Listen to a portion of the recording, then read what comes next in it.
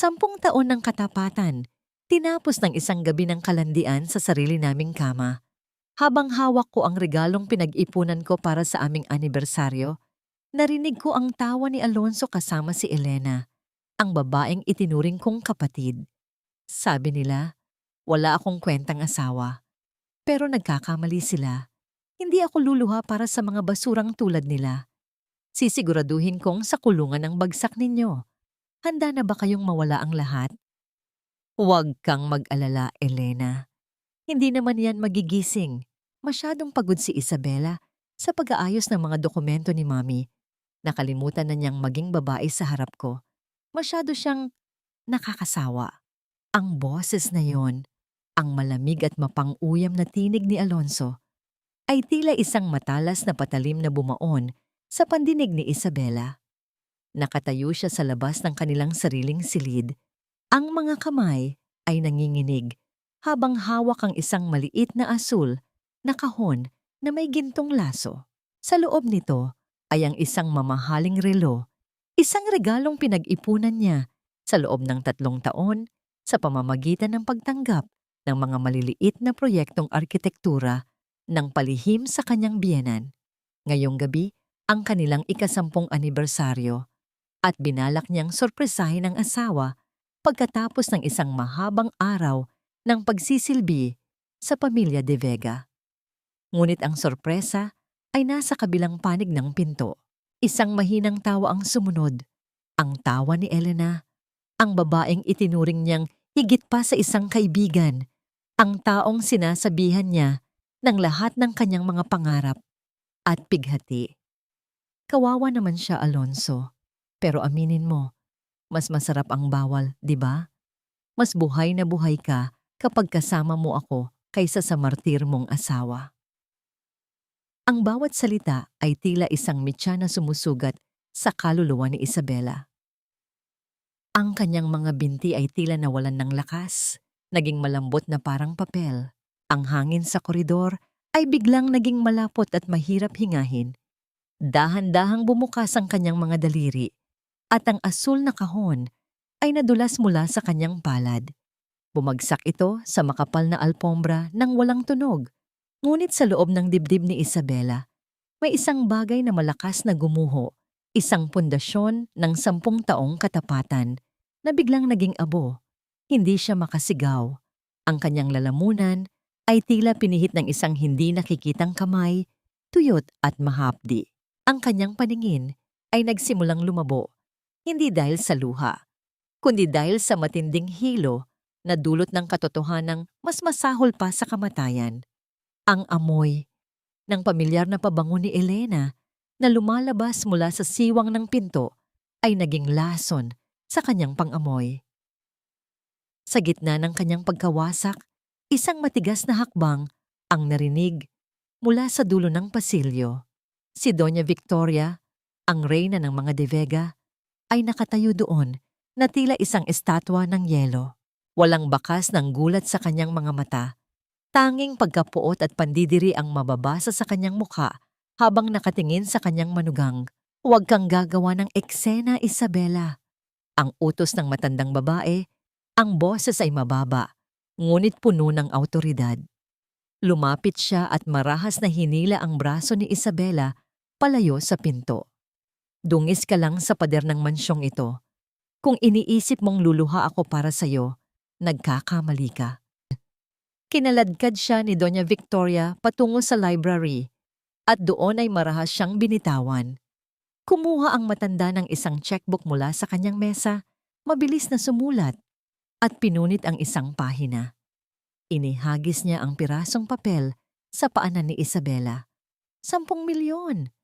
Kunin mo yan, manahimik ka at magpanggap na walang nangyari. Ang pamilya De Vega ay hindi tumatanggap ng iskandalo. Utang mo sa amin ang buhay ng mga magulang mo noong nalubog sila sa utang 10 taon na ang nakalilipas. Bayad na ang utang na loob mo, Isabela. Ngayon, punasan mo ang mukha mo at bumalik ka sa kusina.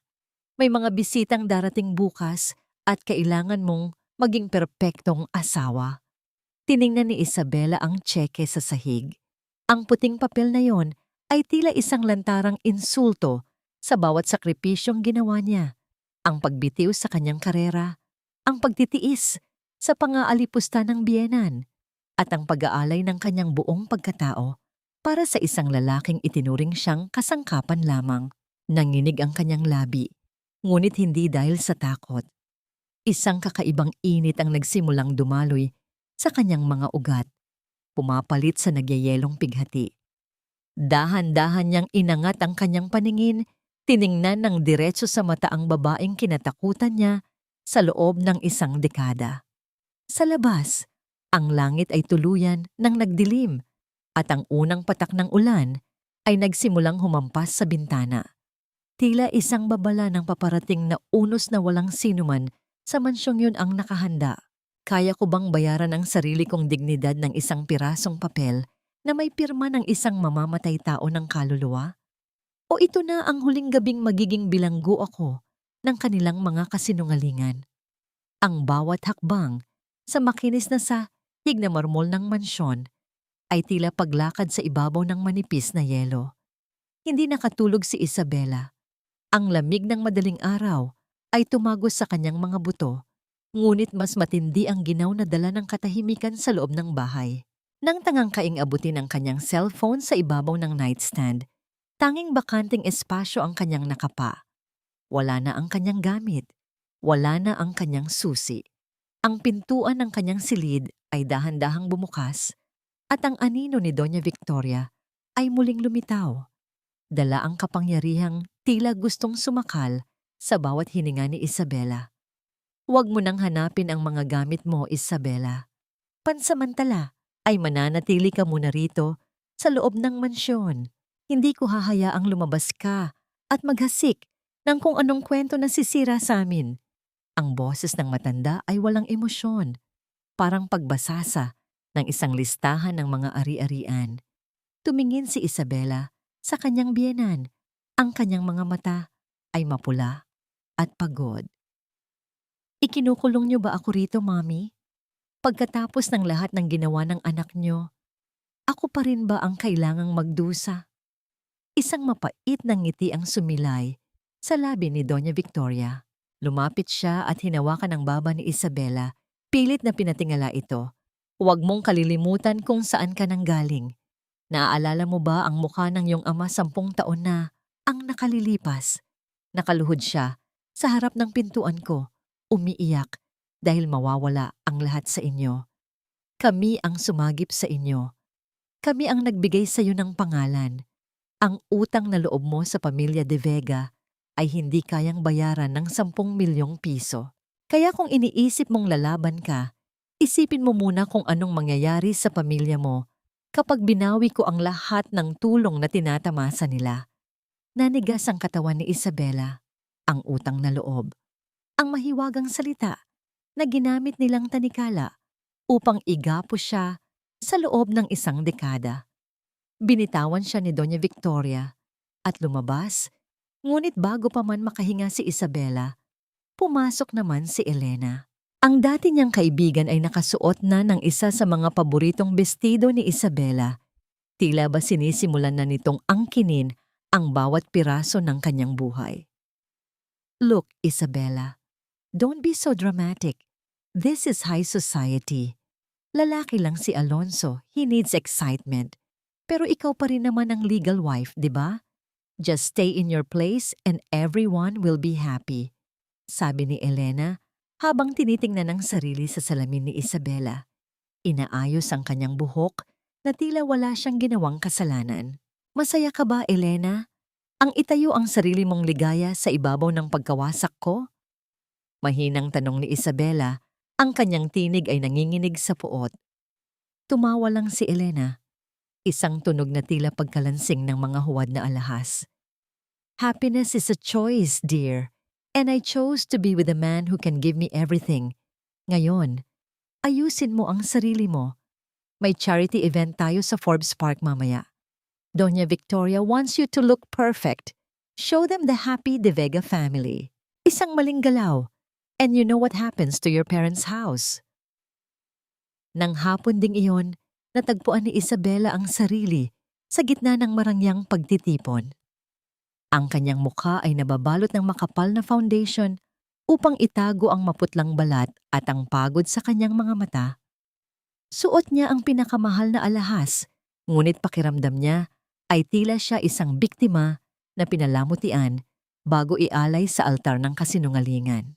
Nakahawak si Alonso sa kanyang baywang, mahigpit ang kapit na tila isang babala. Ang bawat bati nila sa mga panauhin ay puno ng kaplastikan, bawat tawa ay may kaakibat na pait. Sa gitna ng kumpol ng mga tao, napansin ni Isabela ang isang lalaking nakatayo sa malayo. Hindi ito nakasuot ng mamahaling tuksido. Isa itong waiter na may dalang tray ng mga inumin. Ngunit nang magtagpo ang kanilang mga mata, may isang bagay sa tingin ng lalaki na hindi niya maipaliwanag. Isang halong pagkilala at babala. Habang naglalakad ang lalaki sa harap ni Isabela, mabilis nitong ibinaba ang isang baso ng champagne sa kanyang tabi. Sa ilalim ng baso, may isang maliit na piraso ng papel na maingat na itinupi. Mabilis itong kinuha ni Isabela at itinago sa loob ng kanyang palad. Nang makahanap ng pagkakataong makapunta sa banyo, binuksan niya ang papel nang may nanginginig na mga daliri. Hindi lahat ng arkitekto ay nagtatayo ng bahay. Ang iba ay nagtatayo ng katarungan. Kung handa ka ng lumaban, hanapin mo ang nakalimutang katarungan ng nakaraan. Sino si G? At bakit tila alam niya ang bawat sugat na iniingatan ni Isabela sa loob ng kanyang dibdib? Tumingin si Isabela sa salamin. Pinahid ang isang patak ng luha na muntik nang sumira sa kanyang perpektong maskara. Ang takot na nararamdaman niya kanina ay unti-unting napapalitan ng isang kuryosidad na may kasamang panganib. Hanggang kailan ko kayang dalhin ang bigat ng utang na loob na ito bago ako tuluyang lamunin ng dilim? At sino ang estrangherong ito na nag-aalok ng susi sa aking hawla? Isang hakbang patungo sa liwanag o isang hakbang palapit sa bangin? Sa bawat pagtibok ng aking puso, tila tinatanong ako kung handa na ba akong iwan ng lahat para sa isang pagkakataong hindi ko patiyak. Ang mga salitang ito ay paulit-ulit na naglalaro sa isipan ni Isabela habang nakaupo siya sa loob ng isang tahimik na simbahan sa labas ng Forbes Park. Nagdahilan siya kay Doña Victoria na kailangan niyang magkumpisal at humingi ng gabay sa langit. Isang dahilan na hindi matatanggihan ng matanda dahil sa pagpapahalaga nito sa imahe ng pagiging relihiyoso. Ngunit sa likod ng kanyang belo, ang mga mata ni Isabela ay hindi naghahanap ng santo, kundi ang lalaking nag-abot sa kanya ng lihim na sulat. Ang amoy ng insenso at ang malamig na simoy ng aircon sa loob ng katedral ay hindi nakapagpatahimik sa tambol sa loob ng kanyang dibdib. Maya-maya, isang anino ang tumabi sa kanya sa mahabang upuang kahoy. Hindi siya lumingon, ngunit naramdaman niya ang presensya ng isang tao na hindi taga roon. Huwag kang lilingon, Isabela. Ang boses ay baritono, mababa at puno ng kasiguraduhan. Kunwari ay nagdarasal tayo. Ang mga tauhan ni Alonso ay nasa labas, naghihintay sa paglabas mo. Sino ka? Bakit mo ito ginagawa? Mahinang tanong ni Isabela. Ang kanyang mga daliri ay mahigpit na nakakapit sa kanyang rosaryo. Ako si Gabriel, isang abogado na kinalimutan na ng batas dahil sa pamilya De Vega. 10 taon na ang nakalilipas, kinuha nila ang lupain ng aking pamilya sa probinsya para sa kanilang mga proyekto. Pinatay nila ang pangarap ng aking ama. At ngayon, nakikita ko ang sarili ko sa bawat sugat mo. Dahan-dahang napatingin si Isabela sa gilid ng kanyang mga mata. Nakita niya ang isang panga na tila hinubog mula sa matigas na bato at ang mga matang puno ng apoy ng katarungan. Ano ang gusto mong mangyari? Ipinadala ka ba ng tadhana para lalo akong ipahamak? Isang mapait na tawang pinakawalan ni Gabriel, ngunit nanatiling nakatingin sa harap. Hindi ako tadhana, Isabela. Ako ang iyong sandata. Alam ko ang bawat dumi sa ilalim ng kuko ni Doña Victoria. Ang 10 milyong pisong ibinigay nila sa iyo. Barya lang yon kumpara sa bilyon-bilyong ninanakaw nila sa mga investors at sa mga taong tulad mo na ginagawang alipin. Inilapit ni Gabriel ang kanyang mukha ng bahagya, sapat na upang maramdaman ni Isabela ang init ng kanyang hininga. Ang kasong adultery ay isang simula lamang, pero kailangan nating patunayan na hindi ka lang biktima ng pag-ibig, kundi biktima ng isang sistemang kriminal. Handa ka bang maging espiya sa loob ng sarili mong tahanan? Napalunok si Isabela. Ang ideya ng pagtataksil sa mga taong nagtaksil sa kanya ay nagdulot ng isang kakaibang kilabot. Paano ang pamilya ko? Ang utang na loob na palagi nilang isinusumbat sa akin. Ang tunay na utang na loob ay nasa katotohanan, Isabela. Ang bahay na sinasabi nilang isinagip nila, sila rin ang may gawa kung bakit yon nalubog sa utang noong una. Plinano nila ang lahat para makuha ka bilang isang tau-tauhan. Ginamit nila ang iyong talino sa arkitektura para sa kanilang mga ilegal na gusali. Ang bawat salita ni Gabriel ay tila isang kidlat na tumatama sa puso ni Isabela. Ang lahat ng akala niyang kabutihan ay isa palang malaking bitag. Ang kanyang pagmamahal kay Alonso ay itinayo sa ibabaw ng isang malaking kasinungalingan. Meron akong recorder at isang maliit na kamera na kasya sa loob ng iyong medalyon, sabi ni Gabriel habang maingat na inilalagay ang isang maliit na bagay sa tabi ng bag ni Isabela. Kunin mo ito. Kapag handa ka na, hanapin mo ang mga dokumento sa ilalim ng sahig ng library ni Doña Victoria. Doon nakatago ang tunay na mukha ng mga De Vega. Tumayo si Gabriel at dahan-dahang lumakad palayo, na tila isang estrangherong dumaan lang para magdasal. Naiwan si Isabela na nanginginig, hawak ang medalyong may laman na pag-asa at panganib.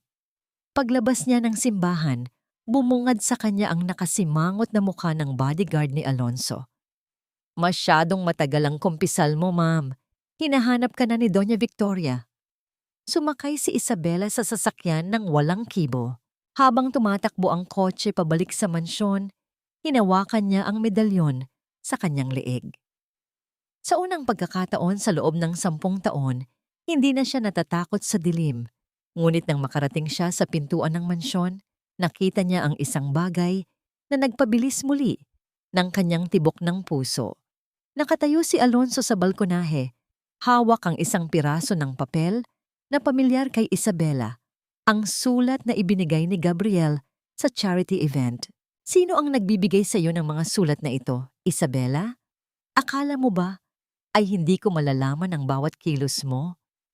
Ang boses ni Alonso ay tila isang babala ng kamatayan. Sino si G, Isabela? Huwag mo akong gawing gago.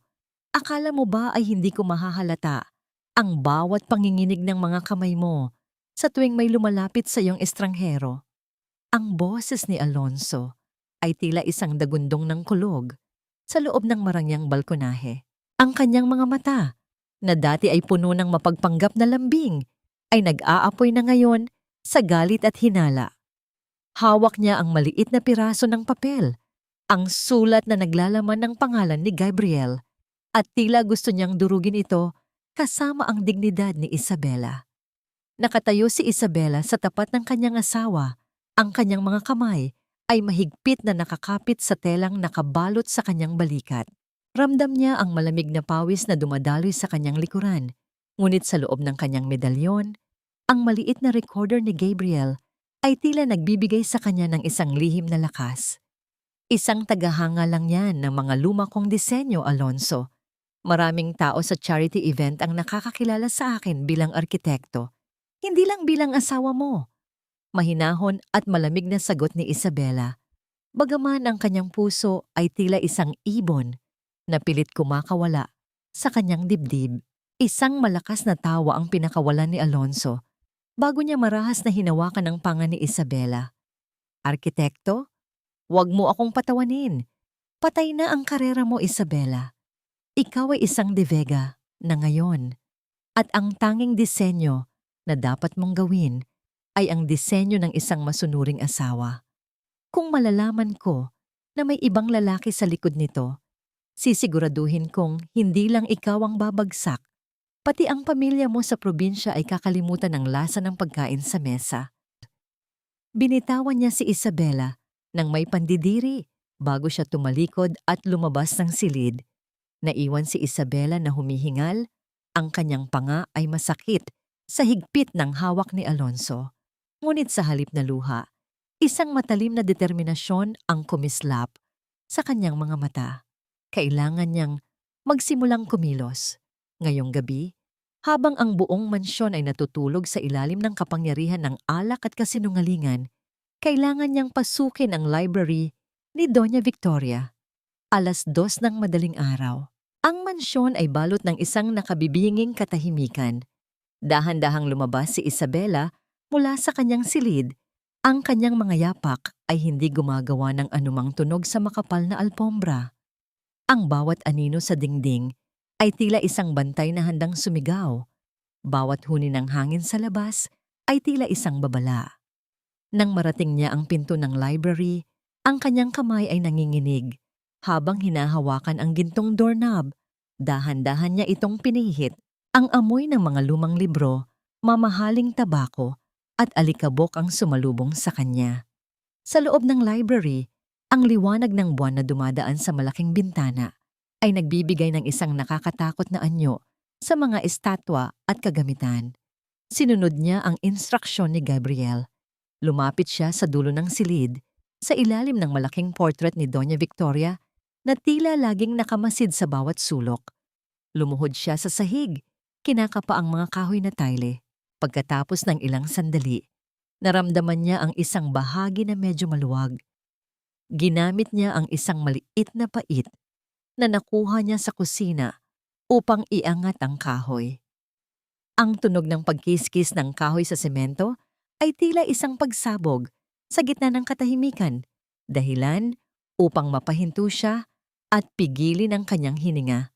Walang gumagalaw, walang sumisigaw. Sa ilalim ng sahig, nakita niya ang isang itim na envelope na nakabalot sa plastik. Sa loob nito ay ang mga dokumento ng kumpanya, mga listahan ng mga pekeng materyales na ginamit sa mga condominium projects ng mga De Vega, at ang mga pirma ni Alonso sa mga transaksyong hindi dumaan sa batas. Nakuha ko na. Bulong ni Isabela. Ang kanyang mga mata ay nanlalaki sa bawat pahinang kanyang binabasa. Ito ang ebidensyang wawasak sa tore ng mga De Vega. Ngunit sa gitna ng kanyang tagumpay, narinig niya ang isang pamilyar na tunog. Ang mahinang pag-ikot ng doorknob ng library mula sa labas. Isang anino ang dahan-dahang pumasok. Ang liwanag mula sa pasilyo ay nagpapakita ng isang figura na hindi niya inaasahan. Anong ginagawa mo rito sa oras na ito, Isabela? Hindi iyon si Alonso, hindi rin si Doña Victoria. Ito ay si Elena, nakatayo sa may pintuan, may hawak na baso ng tubig, at ang kanyang mga mata ay naniningkit sa pagtataka habang nakatingin sa nakabukas na sahig sa harap ni Isabela. Maari ko bang itago ang lihim na ito sa harap ng babaeng nagnakaw ng aking asawa? O ito na ang huling gabi ng aking plano bago pa man ito tuluyang magsimula? Naghahanap ka ba ng alahas, Isabela? O baka naman naghahanap ka ng paraan para makatakas sa gintong hawla na ito? Ang tinig ni Elena ay puno ng panunuya. Bawat salita ay tila isang maliliit na karayom na tumutusok sa balat ni Isabela. Nanatiling nakaluhod si Isabela sa madilim na sulok ng library. Ang kanyang mga kamay ay mahigpit na nakahawak sa itim na envelope na puno ng mga lihim ng mga De Vega. Ang kanyang puso ay tila isang tambol na nagwawala. Ngunit ang kanyang isipan ay mabilis na nagtatayo ng isang pader ng depensa. Dahan-dahan siyang tumayo, maingat na isiningit ang envelope sa loob ng kanyang mahabang pantulog bago tuluyang humarap kay Elena. Hindi lahat ng mahalaga ay kumikinang, Elena. Minsan, ang pinakamahalagang bagay ay nakatago sa ilalim ng ating mga paa, naghihintay na mabulok. Lumapit si Elena. Ang kanyang mga mata ay nagniningning sa kuryosidad at hinala. Anong ibig mong sabihin? Anong ginagawa mo sa sahig na yan? May itinatago ka ba? O baka naman may ninanakaw ka? Isang mapait na ngiti ang sumilay sa labi ni Isabela. Ninanakaw? Sa bahay na ito, Elena, walang ninanakaw dahil lahat ay hiram lang. Ang asawa ko, ang posisyon mo, ang dangal ng mga De Vega, lahat yan ay parang buhangin na unti-unting nadudulas sa mga daliri. Tumingin si Isabela sa paligid ng library, sa mga linyang architectural na siya mismo ang tumulong na ayusin noong bago pa lang silang mag-asawa ni Alonso. Naalala niya ang bawat sukat, bawat sulok na kanyang pinagpuyatan, na ngayon ay naging bilangguan niya. Ito ang kanyang golden moment, ang pag-alala sa kanyang pagiging arkitekto, ang kakayahang makita ang mga bitak sa isang gusali bago pa ito tuluyang gumuho. Alam mo ba, Elena, simula ni Isabela habang dahan-dahang lumalakad patungo sa pinto, ang isang gusali ay hindi bumabagsak dahil sa lindol. Bumabagsak ito dahil sa mahinang pundasyon, at ang pundasyon ng mansyong ito, puno na ng anay. Biglang tumigil ang paghinga ni Elena nang marinig ang mabibigat na hakbang sa pasilyo. Si Alonso. Ang tunog ng kanyang mga sapatos sa sahig ay tila isang hatol na paparating. Isabela? Elena? Bakit gising pa kayo? Ang boses ni Alonso ay puno ng kalituhan at namumuong galit. Pumasok siya sa library, ang kanyang tuxedo ay bahagyang gusot, amoy alak at tabako. Mabilis na kumilos si Elena. Yumakap siya sa braso ni Alonso. Ang kanyang boses ay naging malambing na parang pusa. Hon, nakita ko kasi si Isabela rito, mukhang naglalakad sa tulog. Kinabahan ako, baka kung ano ang gawin niya sa sarili niya o sa mga gamit dito. Tumingin si Alonso kay Isabela. Ang kanyang mga mata ay naniningkit sa dilim. Totoo ba yon, Isabela? O baka naman gumagawa ka na naman ng paraan para sirain ang gabi ko? Naramdaman ni Isabela ang bigat ng envelope sa kanyang hita. Ang mga dokumentong maaaring maging mitya ng kanyang kalayaan o ng kanyang kamatayan. Masama lang ang pakiramdam ko, Alonso. Ang library na ito, tila ba sumasakal sa akin? Lumabas na kayo rito. Matulog na kayo. Utos ni Alonso bago niya marahas na pinatay ang ilaw ng library. Sa gitna ng kadiliman, habang naglalakad pabalik sa kanyang silid, naramdaman ni Isabela ang isang kamay na humawak sa kanyang braso. Si Elena iyon. Inilapit ng babae ang kanyang bibig sa tainga ni Isabela. Ang kanyang hininga ay malamig at puno ng banta. Hindi ako naniwala sa drama mo, Isabela. Alam kong may kinuha ka sa ilalim ng sahig na yon. At kapag napatunayan ko, sisiguraduhin kong hindi ka lang palalayasin. Sisiguraduhin kong sa kalsada ka pupulutin, kasama ang mga magulang mong palamunin. Pumasok si Isabela sa kanyang silid at mabilis na nilakang pinto. Inilabas niya ang envelope, ang kanyang mga kamay ay nanginginig pa rin. Binuksan niya ang kanyang laptop at sinimulang iscan ang mga dokumento upang ipadala kay Gabriel. Ngunit sa kalagitnaan ng pagpapadala, biglang namatay ang kuryente sa buong mansyon. Ang dilim ay naging kabahagi ng kanyang takot. Sa labas ng kanyang pinto, narinig niya ang mahinang pag-ikot ng doorknob. Isang tao ang sinusubukang pumasok gamit ang duplicate na susi. Sino ang nasa labas ng pinto sa gitna ng kadiliman? Si Alonso ba na puno ng hinala o si Elena na handang pumatay para sa kanyang ambisyon? Ang malamig na bakal ng seradura ay dahan-dahang umikot, lumikha ng isang mahinang kaluskos na nagpatindig sa mga balahibo ni Isabela. Sa gitna ng dilim, mabilis niyang isiniksik ang itim na envelope at ang kanyang laptop sa ilalim ng makapal na kutsyon ng kanyang kama. Bago pa man bumukas ng tuluyan ng pinto, mabilis siyang nagkumot at nagpanggap na nagising mula sa isang bangungot. Ang liwanag ng isang flashlight ay tumama sa kanyang mukha. Nakatayo sa pintuan si Elena. May hawak na master key na nakuha marahil sa kwarto ni Doña Victoria. Brownout lang, Isabela. Bakit nakakandado ang kwarto mo? Ang boses ni Elena ay matalim. Sinusuri ang bawat anino sa loob ng silid. Nasanay na akong magkandado, Elena. Lalo na ngayong may magnanakaw sa loob ng sarili kong pamamahay. Malamig na sagot ni Isabela. Ang kanyang tinig ay hindi kinakitaan ng takot kahit pa mabilis ang pagkabog ng kanyang dibdib.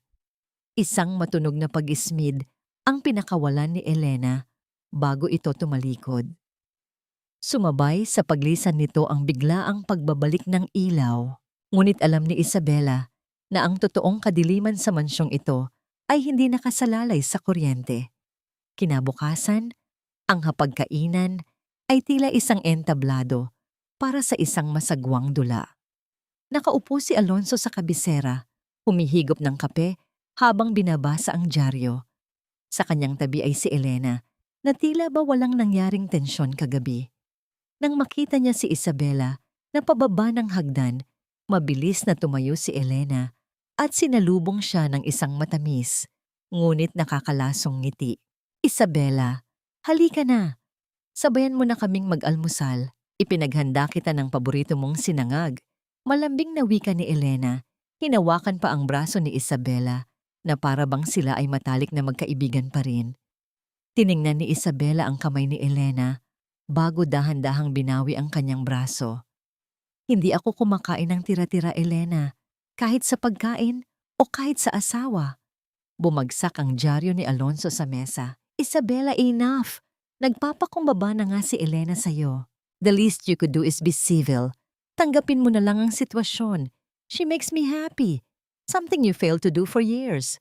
Bakit ba napakatigas ng puso mo? Ang mga salita ni Alonso ay tila asido na ibinuhos sa nag-aalab na sugat ni Isabela. Ang lalaking pinag-alayan niya ng kanyang kabataan ay siya pang naghahanap ng kakulangan sa kanya upang bigyang katwiran ang sariling dumi. Gusto niyang sumigaw. Gusto niyang isampal sa mukha nito ang mga dokumentong natuklasan niya kagabi. Ngunit naalala niya ang bilin ni Gabriel. Ang pasensya ang kanyang pinakamatalim na sandata. Lihim na ngumiti si Elena, isang ngiting tagumpay na nakatago sa likod ng maamong mukha. Nang umalis si Alonso papunta sa opisina at umalis si Doña Victoria para sa isang pulong ng mga donya, naiwan ang dalawang babae sa loob ng malawak na bulwagan. Nakatayo si Isabela sa itaas ng grandeng hagdanan na yari sa puting marmol. Siya ang pumili ng disenyong ito. Siya ang nagkalkula ng tamang taas ng bawat baitang upang maging ligtas ito. Ito ang kanyang golden moment, ang pagkilala sa bawat kurba at kanto ng bahay na ito na higit pa sa pagkilala niya sa sarili niyang asawa. Umakyat si Elena, huminto dalawang baitang sa ibaba ni Isabela. Wala na ang maamong maskara. Ang kanyang mga mata ay nanlilisik sa galit at ambisyon. Hanggang kailan ka ba magmamatigas, Isabela? Akin na si Alonso at malapit na. Magiging akin din ang pangalan at ang bahay na ito. You're just a squatter in my future. Panggungutya ni Elena. Ang boses ay umaalingaw-ngaw sa mataas na kisame ng mansyon. Maangkin mo ang lalaking walang paninindigan, Elena. Pero ang bahay na ito, ako ang nagtayo ng mga haligi nito at ako rin ang magpapabagsak nito sa mga ulo ninyo. Mariing sagot ni Isabela, hindi umaatras. Nagalit si Elena sa kahinahunan ni Isabela. Gusto nitong makita siyang umiyak, magmakaawa, o mawalan ng kontrol. Sa isang bugso ng matinding inis at desperasyon, iniamba ni Elena ang kanyang dalawang kamay upang malakas na itulak si Isabela pababa ng matarik na hagdanan. Ngunit mabilis ang pandama ng isang arkitekto sa kanyang paligid. Bago pa man dumapo ang mga palad ni Elena, mabilis na iniwas ni Isabela ang kanyang katawan sa gilid, sumandal sa matibay na barandilya ng hagdan. Nawalan ng balanse si Elena. Ang kanyang mga kamay ay humawi sa hangin. Ang kanyang matataas na takong ay dulas na kumaskas sa makinis na marmol. Ang sumunod na pangyayari ay tila bumagal sa paningin ni Isabela. Ang mabigat na pagbagsak ng katawan ni Elena sa bawat baitang ay lumikha ng isang nakakakilabot na tunog na yumanig Sa tahimik na bulwagan, gumulong ang babae hanggang sa tuluyang bumagsak sa pinakababang palapag. Ang kanyang katawan ay nakangiwi sa isang hindi natural na posisyon. Halos kasabay ng paghinto ng katawan ni Elena, bumukas ang malaking pintuan ng mansyon. Nakatayo roon si Doña Victoria kasama ang ilang mga katulong. Nanlalaki ang mga mata sa eksenang bumungad sa kanila. Dahan-dahang inangat ni Elena ang kanyang nanginginig at dugo ang kamay, idinuro ang hintuturo pa itaas kung saan nakatayo si Isabela. Siya, tinulak niya ako. Pautal at mahinang hikbi ni Elena bago ito tuluyang nawalan ng malay. Paano ko ipagtatanggol ang aking inosenteng mga kamay kung ang mga matang huhusga sa akin ay matagal nang nakapikit sa katotohanan? Ang hiyaw ni Doña Victoria ay tila isang basag na kampana na umalingaw-ngaw sa kabuuan ng grandeng bulwagan. Mabilis siyang tumakbo palapit sa nakahandusay na katawan ni Elena.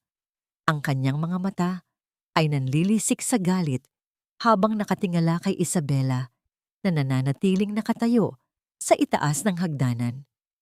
Walang bahid ng pagsisisi sa mukha ni Isabela, tanging isang malamig na pagtanggap sa kasinungalingang kasasaksi lamang niya. Mga walang silbi, tumawag kayo ng ambulansya. Sigaw ng matanda sa mga natitirang katulong na nanginginig sa takot. Binaling niya muli ang kanyang nag-aapoy na paningin kay Isabela. Halimaw ka, hindi sapat na kinakain mo ang yaman namin. Ngayon ay pumapatay ka pa sa loob ng pamamahay ko. Dahan-dahang bumaba si Isabela. Ang bawat hakbang niya sa marmol na hagdanan ay kalmado. Isang manifestasyon ng isang isipang hindi na kayang takutin ng mga pananakot. Hindi ko siya tinulak, Doña Victoria. Siya ang nagtakdang tapusin ang buhay ko. Ngunit hindi siya naging maingat sa sarili niyang mga hakbang. Isang malakas na sampal ang dumapo sa pisngi ni Isabela bago pa man siya makarating sa huling baitang. Ang sakit ay tumagos sa kanyang tainga, ngunit hindi siya umiwas ni kumurap. Tiningnan niya ng diretso ang biyenan at ang kanyang mga mata ay puno ng matinding determinasyon. Itabi mo ang mga kasinungalingan mo, Isabela. Nangyari na ang kinatatakutan ko. Isa kang baliw na asawa na hindi matanggap ang pagkatalo. Gigil na bulong ni Doña Victoria. Idiniin ang bawat pantig upang masaktan ang kaluluwa ni Isabela. Nang dumating si Alonso sa ospital, ilang oras matapos ang insidente, ang kanyang mukha ay isang larawan ng matinding pag-aalala para sa kanyang kabit at purong puot para sa kanyang asawa. Nakaupo si Isabela sa waiting area. Mahigpit ang hawak sa kanyang bag kung nasaan ang nakatagong recorder ni Gabriel. Lumapit si Alonso at marahas na hinila ang braso ni Isabela. Pinatayo siya ng sapilitan. Anong ginawa mo sa kanya? Sabihin mo sa akin ang totoo bago ko kalimutan na asawa pa rin kita sa papel. Ang totoo, Alonso? Malamig na sagot ni Isabela. Pilit na binabawi ang kanyang braso mula sa mahigpit na pagkakahawak ng lalaki. Ang totoo ay nabubuhay ka sa isang ilusyon. Si Elena ang unang umatake. Gusto niya akong mawala para makuha niya ng buo ang lugar ko. Kung inaakala mong inosente ang babaeng yan, mas bulag ka pa kaysa sa inaakala ko. Bago pa man makasagot si Alonso, bumukas ang pinto ng emergency room. Lumabas ang isang doktor, ang kanyang ekspresyon ay seryoso. Mabilis na lumapit sina Alonso at Doña Victoria. Kumusta siya, Doc? Ligtas ba si Elena? Boses ni Alonso ay nanginginig. Isang pag-aalalang hindi kailanman naramdaman ni Isabela. Kahit noong panahong nagkasakit siya, nang malubha ilang taon na ang nakalilipas. Ito ang kanyang golden moment. Ang mapait na pagkilala na ang lalaking nasa harap niya ay matagal nang patay sa kanyang puso at ang tanging nag-uugnay na lamang sa kanila ay isang papel na may selyo ng huwad na pangako. Bumuntong hininga ang doktor. Stable na ang pasyente. May ilang pasa at minor na pilay sa kanyang braso dahil sa pagbagsak. Ngunit Huminto ang doktor, tumingin kay Alonso, at pagkatapos ay kay Isabela na nakatayo sa di kalayuan. Kailangan niyang mag-ingat ng labis. Ang matinding pagbagsak ay muntik nang maging dahilan ng pagkalaglag ng bata sa kanyang sinapupunan. Buntis po si Miss Elena. 7 linggo na. Ang salitang buntis ay tila isang bomba na sumabog sa loob ng maliit na pasilyo ng ospital. Ang mundo ni Isabela ay huminto sa pag-ikot. Ang hininga niya ay tila ninakaw ng isang hindi nakikitang magnanakaw. 7 linggo. Ibig sabihin, bago pa man niya matuklasan ang panloloko sa mismong gabi ng kanilang anibersaryo, matagal na silang gumagawa ng pamilya sa likod ng kanyang mga luha at sakripisyo. Isang nakakabinging katahimikan ang bumalot kina Alonso at Doña Victoria bago ito napalitan ng isang mapanghusgang kislap sa mga mata ng matanda. Tumingin si Doña Victoria kay Isabela. Ang kanyang nangiti ay tila isang demonyong nanalo sa sugal. Narinig mo yon, Isabela? Magkakaroon na ng tagapagmana ang mga De Vega. Isang bagay na hindi mo naibigay sa loob ng 10 taon mong pamamalagi sa bahay ko. At tinangka mong patayin ang apo ko. Sigaw ni Doña Victoria. Ang kanyang tinig ay umaalingaw-ngaw sa buong pasilyo. Sinisiguradong maririnig ng lahat ng naroon ang kasamaan ni Isabela. Nanghina ang mga tuhod ni Isabela, hindi dahil sa pagkaawa sa sarili, kundi dahil sa tindi ng pandidiri sa mga taong nasa harap niya. Ang asawa niyang nagnakaw ng kanyang kabataan, ang biyenan niyang nagnakaw ng kanyang dignidad, at ang kaibigan niyang nagnakaw ng lahat ng natitira. Habang pinapanood niya si Alonso na pumasok sa silid ni Elena na tila isang nag-aalalang ama, nahawakan ni Isabela ang kanyang cellphone sa loob ng bag. Nag-vibrate ito. Isang mensahe mula kay Gabriel. Natanggap ko na ang files. Ang mga ito ay sapat na para itumba sila. Ngunit ang pagbubuntis ni Elena ay magpapahirap sa kaso. Kailangan nating makahanap ng paraan para patunayan na hindi lang sila mga sinungaling, kundi mga kriminal. Magkita tayo bukas. Paano ko ibabaon sa lupa ang isang punong namumunga ng kasalanan? Kung ang mundong ginagalawan nito ay mas pinahahalagahan ang bunga kaysa sa bulok na ugat na pinagmulan nito? Ang bulwagan ng mansyon ng mga De Vega ay nagliliwanag dahil sa libu-libong kristal ng naglalakihang chandelier. Ngayong gabi ay ang ika-30 anibersaryo ng kumpanya ng pamilya, isang marangyang pagtitipon na dinaluhan ng mga pinakakilalang politiko, negosyante, at mga bituin ng mataas na lipunan. Ang hangin ay amoy mamahaling pabango at inihaw na karne, ngunit para kay Isabela, ang buong paligid ay amoy pagkukunwari at nabubulok na moralidad. Nakasuot si Isabela ng isang simpleng itim na bestida na humuhulma sa kanyang figura, walang anumang palamuting alahas maliban sa kanyang singsing sa kasal na tila isang mabigat na kadena sa kanyang daliri. Sa kabilang banda, si Elena ay nagmumukhang reyna ng gabi. Kahit na 7 linggo pa lamang itong buntis, sadyang hinawakan nito ang kanyang tiyan habang nakikipag-usap sa mga panauhin, ipinagmamalaki ang tagapagmana na dinadala niya. Si Alonso ay nasa tabi nito, buong pagmamalaking ipinapakilala ang kabit bilang isang matalik na kaibigan ng pamilya. Lumapit si Doña Victoria kay Isabela. Ang kanyang nangiti sa mga bisita ay mabilis na napalitan ng isang malamig at mapagbadyang tingin nang silang dalawa na lamang ang magkaharap. Ayusin mo ang mukha mo, Isabela. Mamaya, tatawagin ka ni Alonso sa entablado para magbigay ng mensahe. Gusto kong pasalamatan mo ang pamilyang ito sa lahat ng ibinigay namin sa iyo. At pagkatapos ng gabing ito, babalik ka na sa probinsya. Ako na ang bahalang magpalaki sa anak ni Elena. Mariing bulong ng matanda. Ang kanyang mga kuko ay bahagyang bumaon sa braso ni Isabela. Isang kalmadong nangiti ang iginanti ni Isabela. Hindi na siya ang babaeng umiiyak sa dilim. Ang kanyang mga mata ay naglalaman ng isang tahimik na unos. Huwag kayong mag-alala, Mami. Sisiguraduhin kong hindi makakalimutan ng lahat ang mensahe ko ngayong gabi. Nang tumunog ang mahinang pagpukpok ng kutsara sa baso upang kunin ang atensyon ng lahat, tumahimik ang buong bulwagan. Umakyat si Alonso sa entablado. Hawak ang mikropono. Matapos ang ilang mabulaklak na salita tungkol sa tagumpay ng kanilang mga negosyo, tinawag niya ang kanyang asawa. At ngayon, para magbigay ng isang maikling mensahe, ang aking asawa, si Isabela. Nagpalakpakan ang mga tao. Ang ilan ay may paghanga, ang iba ay may lihim na awa dahil alam ng buong lipunan ang mga bulong-bulungan, ngunit walang nangangahas na magsalita. Umakyat si Isabela sa entablado. Ang ilaw ay nakatutok sa kanya. Tiningnan niya ang buong paligid, ang mga matang naghihintay, ang nakangising mukha ni Elena. Sa unahan, ang tila naiinip na si Alonso at ang mapagbantay na si Doña Victoria. Huminga siya ng malalim, hinayaan ng hangin na punuin ang kanyang mga baga. Ito na ang kanyang pagkakataon. Magandang gabi sa inyong lahat.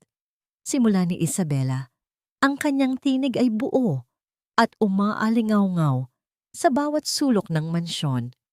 Bilang isang arkitekto, natutunan ko na ang pinakamahalagang bahagi ng isang istruktura ay ang kanyang pundasyon. Kahit gaano kagara ang mga chandelier, kahit gaano kakinis ang marmol na sahig, kung ang pundasyon ay gawa sa marupok na materyales at kasinungalingan, babagsak at babagsak ito. Kumunot ang noo ni Alonso, nagkatinginan ng ilang mga bisita. Nakaramdam ng panganib si Doña Victoria, kaya sumenyas ito sa mga gwardya, ngunit huli na ang lahat. Lumingon si Isabela sa lalaking nag-ooperate ng projector. Sa likuran, isang lalaking hindi tauhan ng mga De Vega, kundi isang pinagkakatiwalaang tao ni Gabriel. Tumango ang lalaki. Pumitik ang malaking screen sa likod ni Isabela. Sa halip na logo ng kumpanya, isang pamilyar at nakakakilabot na pag-uusap ang umalingaw-ngaw sa mga speaker ng bulwagan. Huwag kang mag-alala, Elena. Hindi naman yan magigising. Masyadong pagod si Isabela. Nakalimutan na niyang maging babae sa harap ko. Kawawa naman siya, Alonso. Pero aminin mo, mas masarap ang bawal, di ba? Ang mga boses ni na Alonso at Elena ay malinaw na malinaw. Walang puwang para sa anumang pagdududa. Halos tumigil ang paghinga ng lahat ng mga panauhin. Ang mga panga ay nangalaglag. Ang matamis na ngiti ni Elena ay nabura na palitan ng purong takot habang mabilis na namutla ang kanyang mukha. Isabela, nababaliw ka na ba? Patayin niyo yan. Bulyaw ni Alonso, nagpupumilit umakyat sa entablado, ngunit hinarang siya ng dalawang lalaking bisita na nabigla sa nangyayari. Hindi natinag si Isabela. Ang narinig ninyo ay ang tunay na haligi ng pamilyang ito. Pagtataksil. Ngunit hindi dyan nagtatapos ang lahat. Nagpalit ang imahe sa screen. Lumitaw ang mga malilinaw na kopya ng mga bank statements, mga pekeng kontrata, at mga ebidensya ng pang-aabuso ng pamilya De Vega sa mga pondo ng kanilang mga investors. Ang mga bulong-bulungan ay naging malalakas na sigaw ng galit at pagkadismaya mula sa mga negosyanteng naroon, na mula sa matinding hiya at galit si Doña Victoria. Isang malaking kasinungalingan yan. Pinagmumukha mo kaming masama, Isabela. Utang mo sa amin ang buhay mo. Sigaw ng matanda. Nanginginig ang buong katawan habang tinuturo ang manugang. Ito ang golden moment ni Isabela. Kalmado siyang lumapit sa gilid ng entablado, hinubad ang kanyang singsing sa kasal at inihulog ito sa isang baso ng champagne na malapit sa kanya. Tiningnan niya si Doña Victoria ng diretso sa mata. Ang utang na loob ko, Doña Victoria, ay binayaran ko ng 10 taon ng pagiging alipin ninyo. Ngayong gabi, tapos na ang kontrata ko. Ibinabalik ko sa inyo ang apelyido ninyo kasama ang lahat ng dumi nito. Bago pa man makalapit ang mga gwardya ng pamilya kay Isabela, ang malalakas na tinig mula sa labas ng mansyon ang kumuha sa atensyon ng lahat. Ang matinis na ugong ng mga sasakyan ng awtoridad ay pumunit sa gabi, kasunod ang pagbukas ng malaking pinto ng bulwagan. Pumasok ang isang grupo ng mga pulis pinangungunahan ng isang opisyal na may hawak na mga dokumento. Sa likuran nila ay naglalakad si Gabriel. Ang kanyang mukha ay seryoso at walang emosyon, isang anino ng katarungan na matagal nang naghihintay ng kanyang panahon. Alonso de Vega at Elena Morales, ang matapang na pahayag ng opisyal habang lumalapit sa dalawang nanginginig na figura. Inaaresto namin kayo sa kasong concubinage at falsification of public documents. May karapatan kayong manahimik. Nagkagulo ang mga tao. Umiiyak si Elena. Pilit na itinatago ang muka sa mga flash ng kamera ng mga bisitang palihim na kumukuha ng video. Si Alonso ay nagpupumiglas habang pinupusasan ng mga pulis. At sa gitna ng lahat ng ito, nakatayo si Isabela, dama ang malamig na simoy ng hangin na sa wakas ay nagdadala ng amoy ng kalayaan. Ngunit habang inilalabas ang mga suspek, nahagip ng mga mata ni Isabela si Doña Victoria na nakahawak sa kanyang dibdib, bumabagsak sa sahig habang walang sino man sa mga bisita ang nagtatangkang tumulong. Kung ang katarungan ay nangangahulugan ng pagguho ng isang buong imperyo, handa ba akong maglakad sa ibabaw ng kanilang mga guho nang walang lilingunin? Ang pagguho ng isang imperyo ay hindi nagtatapos sa isang gabi ng eskandalo. Kinabukasan, ang mukha ni na Alonso at Elena ay nakakalat sa bawat pahina ng mga pahayagan at naglalaman ng bawat balita sa telebisyon. Nakapagpiyansa ang dalawa dahil sa impluwensya at natitirang yaman ni Doña Victoria, ngunit ang dungis sa kanilang pangalan ay hindi kailanman mabubura ng kahit anong halaga. Hindi namatay si Doña Victoria sa gabi ng anibersaryo. Ang kanyang pagbagsak ay dulot lamang ng matinding pagtaas ng presyon, isang patunay na kahit ang kanyang sariling katawan ay hindi kinaya ang bigat ng katotohanan. Ngunit sa halip na matuto, ang matanda ay mas lalong naging mapanganib. Tulad ng isang sugatang ahas, tahimik itong gumapang patungo sa opisina ni Gabriel. Bit-bit ang huling baraha ng kanyang kapangyarihan. Sa loob ng maliit at simpleng opisina ni Gabriel, ibinaba ni Doña Victoria ang isang makapal na brown envelope sa ibabaw ng mesa. Ang kanyang tindig ay nananatiling mapagmataas. Ang kanyang mga mata ay nanlilisik sa isang pamilyar na pagmamalaki. Nandyan ang titulo ng lupang ninakaw ng asawa ko sa pamilya mo 10 taon na ang nakalilipas, kasama ang 50 milyong piso, panimula ng matanda. Ang kanyang tinig ay malamig at puno ng awtoridad. I-drop mo ang kaso laban sa anak ko. Iwan mo si Isabela sa ere. Tutal, nakuha mo na ang hustisyang hinahanap mo para sa ama mo. You are a smart lawyer, Gabriel. Alam mong wala siyang maibabayad sa'yo, kundi gulo. Tiningnan ni Gabriel ang envelope at pagkatapos ay tiningnan ng diretso sa mata ang matanda. Wala ni katiting na pag-aalinlangan sa kanyang tindig. Dahan-dahan niyang itinulak pabalik ang envelope sa direksyon ni Doña Victoria. Hindi nabibili ang katarungan, Doña Victoria, lalo na kung ang pambayad ay nanggaling din sa pagnanakaw. Matatag na sagot ni Gabriel. Ang lupang yan ay ibabalik sa pamilya ko sa pamamagitan ng batas, hindi bilang suhol. At tungkol kay Isabela, ang halaga ng kanyang kalayaan ay hindi kayang tumbasan ng lahat ng yaman ng mga De Vega. Makakaalis na po kayo bago ko pa kayo kasuhan ng panunuhol. Nanginig ang panga ng matanda sa matinding galit. Kinuha niya ang envelope at padabog na lumabas. Nag-iwan ng isang banta na sisirain niya ang karera ng abogado. Ngunit para kay Gabriel, ang banta ng isang palubog na barko ay walang kwenta sa gitna ng unos na sila mismo ang gumawa. Dumating ang araw ng unang pagdinig sa korte. Ang pasilyo ng Hall of Justice ay tila naging isang sirko, puno ng mga mamamahayag na nag-aagawan sa pagkuha ng larawan at pahayag. Pumasok si Isabela na nakasuot ng isang simpleng puting suit. Tiningnan niya ang kanyang walang palamuting kamay, ang marka ng kanyang singsing sa kasal na naiwan sa kanyang daliri. Sa loob ng 10 taon ay unti-unti nang naglalaho. Ito ang kanyang golden moment. Isang tahimik na patunay na ang panahon at paninindigan ay sapat na upang burahin ang mga peklat ng nakaraan. Nasa kanyang tabi si Gabriel. Walang anumang mali siya sa kanilang pagitan, ngunit ang presensya ng lalaki ay tila isang matibay na pader na nagpoprotekta sa kanya laban sa mga mapanghusgang tingin.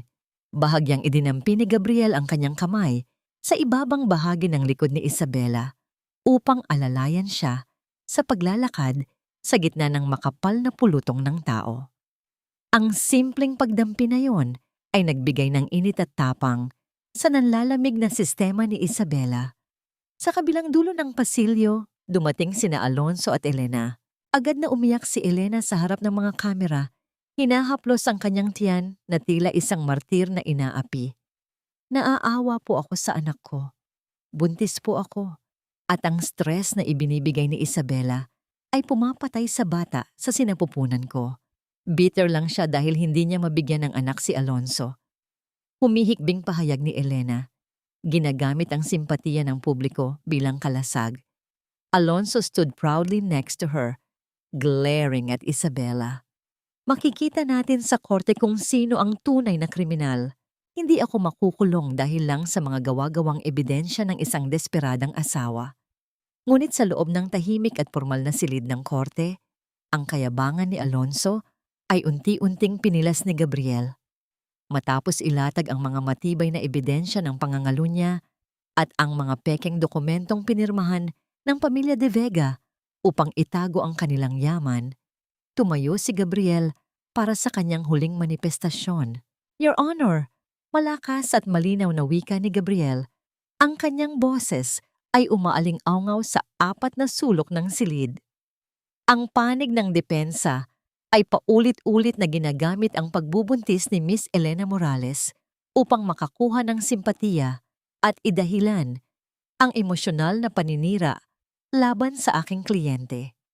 Sinasabi nilang si Mr. Alonso de Vega, ang ama ng batang ito, ang tagapagmana na hindi maibigay ni Miss Isabela. Kumuha si Gabriel ng isang selyadong folder mula sa kanyang bag at ipinasa ito sa huwes. Ngunit meron kaming hawak na sinumpaang salaysay at medical records mula sa mismong doktor ni Mr. Alonso de Vega. 5 taon na ang nakalilipas. Mga dokumentong pilit itinago ni Doña Victoria. Kumunot ang noo ni Alonso. Tumingin siya sa kanyang ina na biglang namutla at hindi makatingin ng diretso sa kanya. Tila tumigil ang pag-ikot ng mundo sa loob ng korte. Your Honor, pinapatunayan ng mga dokumentong ito na si Mr. Alonso de Vega ay lubos na baog mula pa sa pagkabata. Patuloy ni Gabriel, bawat salita ay tila isang malakas na sampal na yumanig sa buong pagkatao ng lalaki. Lumingon si Gabriel kay Elena na ngayon ay nanginginig sa matinding takot. Kaya ang tanong ko ngayon sa korte at kay Miss Morales, kaninong anak ang dinadala mo at ginagamit mo upang sirain ang buhay ng isang inosenteng babae? Kung ang lahat ng ipinaglalaban mo ay itinayo sa ibabaw ng kasinungalingan, paano mo sasaluhin ang sarili mo kapag inagaw na ng katotohanan ang lupang iyong kinatatayuan? Ang katahimikan sa loob ng silid ng korte, matapos ang pagbubunyag ni Gabriel, ay tila naging isang mabigat na kumot na sumakal sa hininga ni Alonso. Ang katotohanang ibinangon ng abogado, ang medikal na patunay na hindi siya kailanman magkakaroon ng anak, ay tila isang patalim na dahan-dahang umiikot sa kanyang utak. Tumingin siya kay Elena na ngayon ay humahagulgol at hindi makasalubong sa kanyang paningin. Pagkatapos ay binaling niya ang kanyang nanglilisik at litong mga mata sa kanyang ina. Ang pagyuko ni Doña Victoria, ang panginginig ng mga labi nito, ay isang tahimik na pag-amin. Matagal na nitong alam at itinago ito upang mapanatili ang ilusyon ng kanilang pagiging perpekto. Ang buong pagkatao ni Alonso bilang isang nakatataas na lalaki ay isang malaking dula-dulaan. At ngayon ay tapos na ang palabas. Ilang linggo matapos ang matagumpay na pagdinig, ang kaharian ng mga De Vega ay tuluyang gumuho hindi dahil sa lindol, kundi dahil sa anay ng sarili nilang mga kasinungalingan. Ang mga ahensya ng gobyerno at mga kinatawan ng bangko ay dumating sa mansyon upang ipatupad ang pag-ilit at pag-freeze sa lahat ng kanilang mga ari-arian. Ang hakbang na ito ay bunsod ng malawakang estafa at pandaraya sa mga investors na napatunayan sa pamamagitan ng mga dokumentong itinago ni Isabela at isinuko ni Gabriel. Nakatayo si Isabela sa labas ng mataas na gate ng mansyon kasama ang kanyang abogado upang tapusin ang huling formalidad ng turnover. Pinagmamasdan niya ang mga tauhan ng bangko na walang awang naglalabas ng mga mamahaling pintura, mga antigong kasangkapan at mga nakatagong yaman ng pamilya. Wala siyang naramdamang awa, ngunit wala rin siyang naramdamang labis na tuwa. Ito ang kanyang golden moment. Habang pinapanood niya ang pagkawala ng mga material na yaman ng mga De Vega, napansin niya ang isang maliit na halamang namumulaklak na sumibol sa gilid ng bakal na gate. Siya ang nagtanim nito noong unang taon nila ni Alonso bilang mag-asawa. Kahit hindi nadiligan ng maayos at pilit tinabunan ng semento, nanatili itong buhay, nakakapit sa katiting na lupa, at ngayon ay namumukadkad. Tulad niya, nananatiling buo at nagabayan ang sarili palabas sa kadiliman matapos ang lahat ng bagyo. Ang tahimik na pagmamasid ni Isabela ay nabasag ng mangibabaw ang isang pamilyar at paos na sigaw mula sa likuran. Paglingon niya, nakita niya si Alonso. Wala na ang kanyang mamahaling suit, wala na ang kanyang suklay na buhok. Amoy alak siya. Ang kanyang barong ay gusot at may mantsa, at ang kanyang mga mata ay pugto. Nagliliyab sa isang desperadong kabaliwan. Nakapagpiyansa siya pansamantala para sa mga kasong kriminal, ngunit ang pagkawala ng kanyang kayamanan at ang malaking sampal sa kanyang pagkalalaki ay tuluyang sumira sa kanyang katinuan. Isabela, ikaw ang may gawa nito. Sinira mo ang pangalan ko. Kinuha mo ang lahat sa akin. Bulyaw ni Alonso habang mabilis na tumatakbo palapit sa kanya. Sa kanyang kanang kamay, mahigpit niyang hawak ang isang matulis na piraso ng basag na bote na malamang ay napulot niya sa kalsada. Bago pa man makalapit ng tuluyan si Alonso, mabilis na humarang si Gabriel, ginamit ang sariling matipunong katawan bilang kalasag upang protektahan si Isabela. Naramdaman ni Isabela ang pag-igting ng mga kalamnan ng lalaki sa kanyang harapan. Isang tahimik na pangako na walang sinuman ang maaring manakit sa kanya ngayon. Ngunit hindi umurong si Isabela. Dahan-dahan niyang hinawakan ang braso ni Gabriel, pilit na lumipat sa tabi nito at buong tapang na humarap sa lalaking dating pinag-alayan niya ng kanyang kabataan. Wala akong kinuha sa iyo, Alonso. Malamig at matatag na wika ni Isabela, hindi kinakitaan ng takot kahit isang dangkal na lamang ang layo ng matulis na patalim sa kanya. Binalik ko lang ang katotohanang matagal mo nang tinatakasan. Hindi ka isang biktima. Ikaw ang arkitekto ng sarili mong pagbagsak. Sa sobrang puot at kawalan ng pag-asa, inamba ni Alonso ang basag na bote patungo kay Isabela. Ngunit bago pa man ito dumapo, mabilis na kumilos ang mga pulis na naroon upang magbantay sa proseso ng foreclosure. Pinalibutan nila si Alonso, marahas na inagaw ang sandata mula sa kanyang kamay at idinapa siya sa magaspang na aspalto. Ang matunog na pagtiklop ng malamig na posas sa kanyang mga pulso ay ang tanging pumutol sa kanyang mga walang katuturang pagmumura. Mula sa nakabukas na pintuan ng mansyon, inilabas ng mga awtoridad si Doña Victoria. Wala na ang kanyang mga kumikinang na diamante. Wala na ang kanyang naguutos at aroganteng tinig.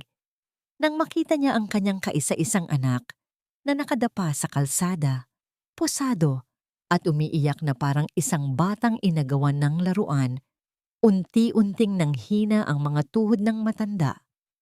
Bumagsak siya sa malamig na semento, humahagulgol at pilit na inaabot ang kanyang anak habang sila ay pinaghihiwalay ng batas na matagal nilang binaluktot at pinaglaruan.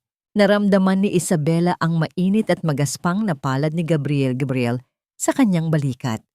Isang magaang tapik na nag-aalok ng kapayapaan at kaligtasan.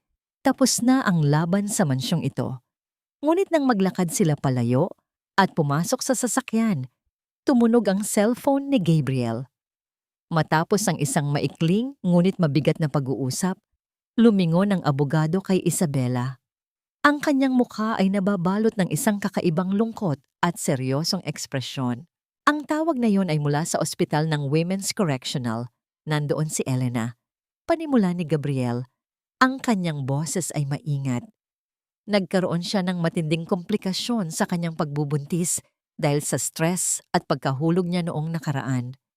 Naghihingalo siya, Isabela, at ikaw lang daw ang gusto niyang makausap bago mahuli ang lahat. Babalikan ko ba ang taong nagtangkang itulak ako sa bangin o hahayaan ko siyang lamunin ng sarili niyang kadiliman ng mag-isa? Ang maputlang ilaw ng ospital sa loob ng Women's Correctional ay tila nagpapabigat sa bawat paghinga ni Isabela. Wala na ang amoy ng mamahaling pabango ni Elena.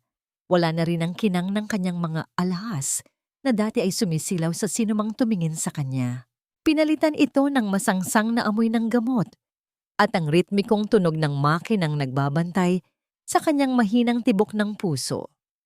Nakahiga si Elena sa isang makitid na kama.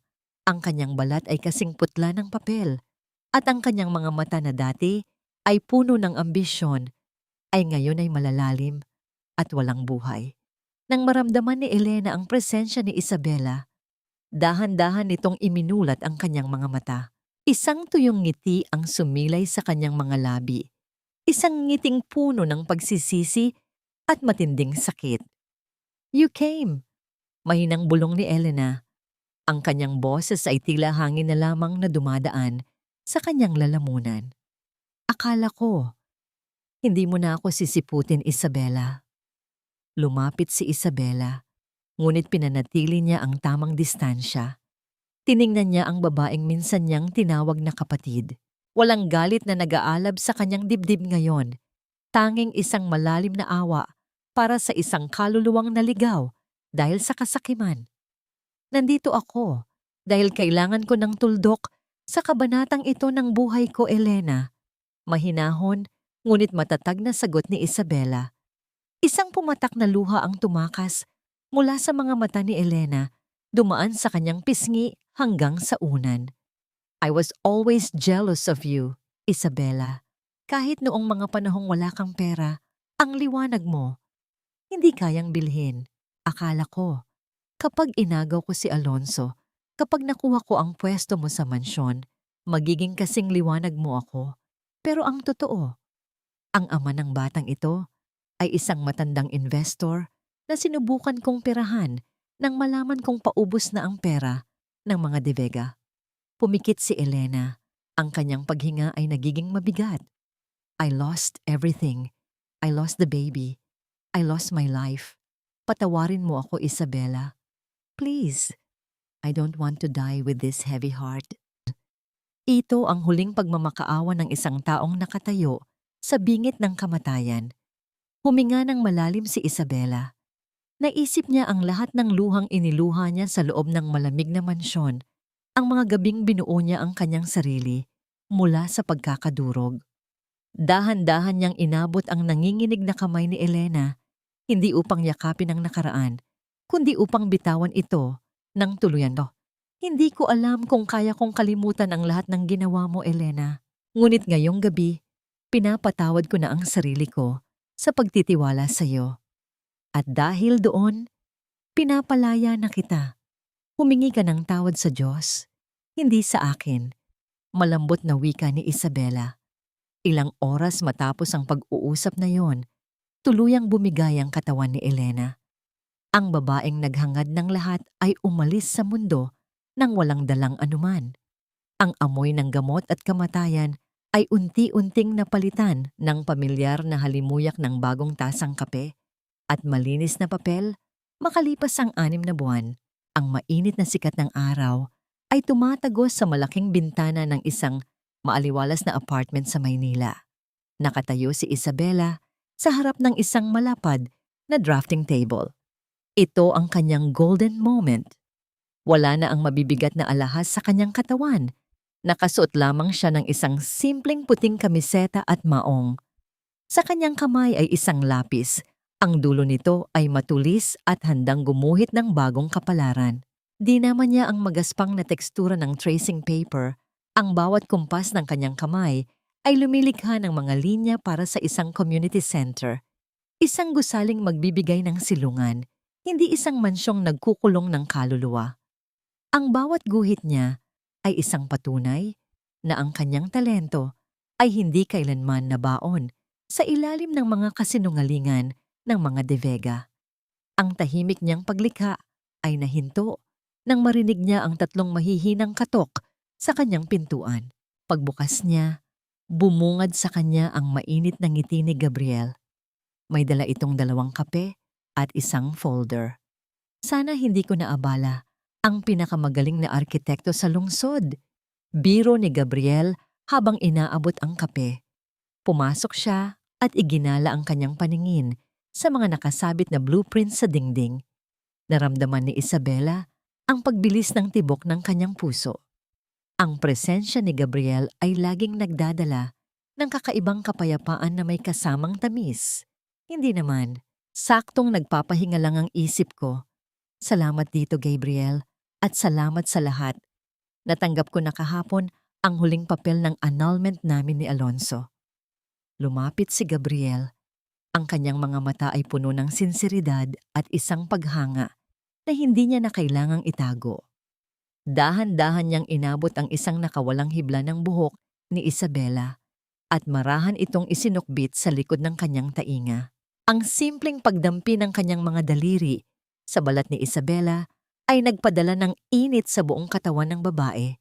Isang kilig na matagal na niyang nakalimutan. Isang pakiramdam na sa wakas ay ligtas siyang maging isang babaeng minamahal ng totoo. Deserve mo ang kalayaan, Isabela. At mukhang hindi lang Pilipinas ang nakapansin sa muli mong paglipad. Sabi ni Gabriel, ang boses ay malambot. Iniabot niya ang folder kay Isabela. Isang international firm mula sa Singapore ang nakakita ng portfolio mo. Gusto kanilang maging lead architect para sa bago nilang proyekto. Napangiti si Isabela, hindi makapaniwala sa magandang balitang nasa kanyang mga kamay. Ngunit bago pa man siya makapagsalita, inilabas ni Gabriel ang isa pang bagay mula sa bulsa ng kanyang coat, isang lumang puting envelope na may mantsa ng kape sa gilid. Ang pangalan ni Isabela ay nakasulat doon sa pamilyar na kumpas ng kamay ni Elena. Bumagsak ang ngiti ni Isabela. Tiningnan niya si Gabriel ng may pagtataka. Nakuha iyan ng warden sa mga personal na gamit ni Elena matapos siyang mamatay.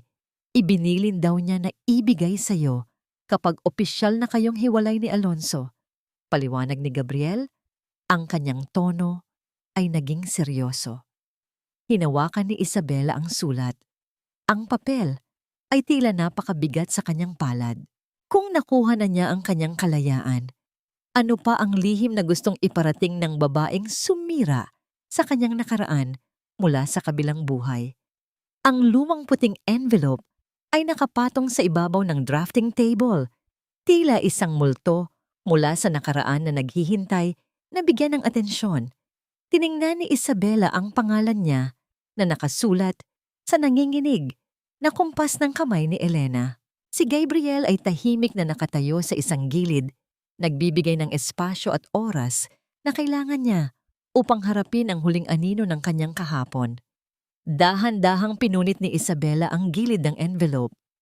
Kinuha niya ang nakatuping papel na may bahagyang mantsa ng luha at kape. Ang bawat salita ay nakasulat sa magulong paraan, isang manifestasyon ng takot at pagsisisi ng isang taong malapit ng bawian ng buhay. Isabela. Basa ni Isabela sa kanyang isipan. Ang tinig ni Elena ay tila umaalingaw-ngaw sa kanyang alaala. Sa huling sandali ng buhay ko, sa loob ng madilim na seldang ito, na-realize ko na ang pinakamasakit na parusa ay hindi ang pagkakulong, pinakamasakit ay ang malaman na walang sino man ang tunay na nagmahal sa akin. Si Alonso. Hindi niya ako minahal, Isabela.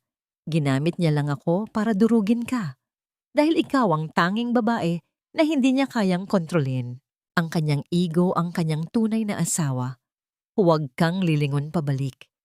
You were always the architect of your own happiness. Patawarin mo ako at palayain mo ang sarili mo. Ibinaba ni Isabela ang papel. Isang malalim at mahabang buntong hininga ang kumawala mula sa kanyang mga labi. Tila ba ang huling mabigat na tanikala na nakapulupot sa kanyang puso ay tuluyan ng naputol at nahulog sa lupa. Wala nang galit, wala nang puwang ang pighati. Ang natitira na lamang ay isang malawak at payapang kalawakan sa kanyang dibdib. Lumapit si Gabriel nang mapansin ang pagbaba ng mga balikat ni Isabela. Ayos ka lang ba? Tanong nito. Ang boses ay puno ng pag-aalala na kasing lambot ng balahibo. Tumingala si Isabela. Ang kanyang mga mata ay nagliliwanag dahil sa mga luhang hindi na galing sa sakit kundi sa purong kaluwagan. Ngumiti siya at tumango. Malaya na ako, Gabriel. Wala nang naiwang utang, wala nang naiwang bigat. Deserve mo yan, tugon ni Gabriel habang inaayos ang mga folders sa mesa. At speaking of utang, pumisita ako sa City Jail kahapon para sa ibang kliyente. Nadaanan ko ang selda ni Alonso. Hindi na siya ang aroganteng tagapagmana na nakilala mo. Namamayat siya, nakayuko sa isang sulok at kinakausap ang sarili. Ang sabi ng mga gwardya, tuwing gabi raw ay tinatawag niya ang pangalan mo, nagmamakaawang ibalik mo ang kanyang mansyon. Tiningnan ni Isabela ang labas ng bintana. Ang hustisya ay tunay ngang may sariling paraan ng paniningil. At si Doña Victoria? Nasa isang pampublikong nursing home. Na-stroke siya muli nang tuluyang iliquidate ng bangko ang natitirang pera nila. Patuloy ni Gabriel.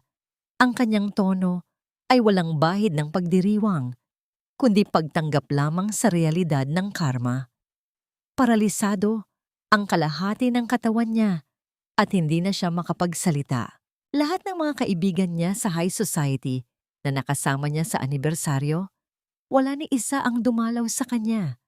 Ang pamilya De Vega ay isa na lamang kwentong ibinabaon sa limot. Kinahapunan, natagpuan ni na Isabela at Gabriel ang kanilang mga sarili sa isang tahimik na dalampasigan sa labas ng Maynila.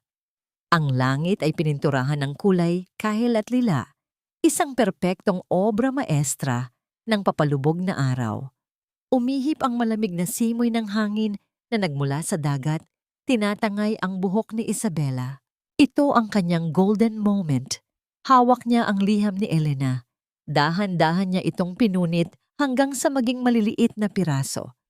Itinaas niya ang kanyang mga kamay at hinayaan ng hangin na tangayin ang mga piraso ng papel palayo sa kanya, patungo sa malawak na karagatan. Kasabay ng paglipad ng mga papel ay ang paglipad ng lahat ng sakit, ng lahat ng kasinungalingan, at ng lahat ng mapait na alaala. Sa kanyang tabi, nanonood si Gabriel. Ang kanyang mga mata ay hindi nakatutok sa dagat, kundi sa mukha ni Isabela na ngayon ay payapa at kumikinang sa ilalim ng dapit na hapon. Dahan-dahan siyang humakbang papalapit, isinara ang maliit na distansya sa pagitan nila. Tungkol sa alok ng kumpanya sa Singapore, panimula ni Gabriel, ang kanyang boses ay humalili sa ritmo ng mga alon. Hindi kita pipigilan, Isabela. Ang pangarap mo ay matagal nang nakakulong. At ngayon, na may pagkakataon kang lumipad, gusto kong makita kang marating ang pinakamataas na lipad mo. Lumingon si Isabela kay Gabriel. Nakita niya ang sinseridad na matagal na niyang hinahanap sa isang lalaki. Isang taong hindi siya ituturing na pag-aari o palamuti, kundi isang katumbas at kasangga. Inabot ni Gabriel ang kamay ni Isabela. Ang kanyang mainit at magaspang na palad ay maingat na bumalot sa maliliit at malambot na daliri ng babae. Marahan niyang hinaplos ng kanyang hinlalaki ang likod ng palad ni Isabela. Isang simpleng galaw na nagpadaloy ng nakakapasong kilig at kapanatagan sa buong sistema ni Isabela. Wala nang anumang salita ang kailangan upang maipaliwanag ang emosyong namamagitan sa kanila. Susuportahan kita kahit saan mo man gustong magtayo ng mga bagong gusali. Bulong ni Gabriel, inilapit ng bahagya ang kanyang mukha. Ang kanyang hininga ay humahawi sa pisngi ni Isabela.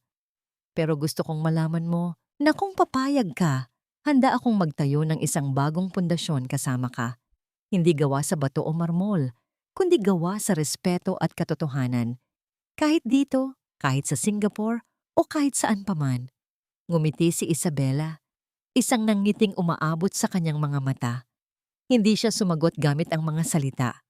Sa halip, dahan-dahan niyang inihilig ang kanyang ulo sa malapad na balikat ni Gabriel. Naramdaman niya ang marahang pagpisil ng lalaki sa kanyang kamay bilang tugon at ang tahimik na pagdampi ng labi nito sa kanyang buhok. Habang pinapanood nila ang tuluyang paglubog ng araw at ang unti-unting paglitaw ng mga bituin, alam ni Isabela na ang dating arkitekto ng kalungkutan ay nakahanap na ng tamang lugar kung saan siya tunay na tahanan. Mayroon nga bang bagong simula? Ang sagot ay nakasulat na sa bawat paghigpit ng kanilang magkahawak na kamay.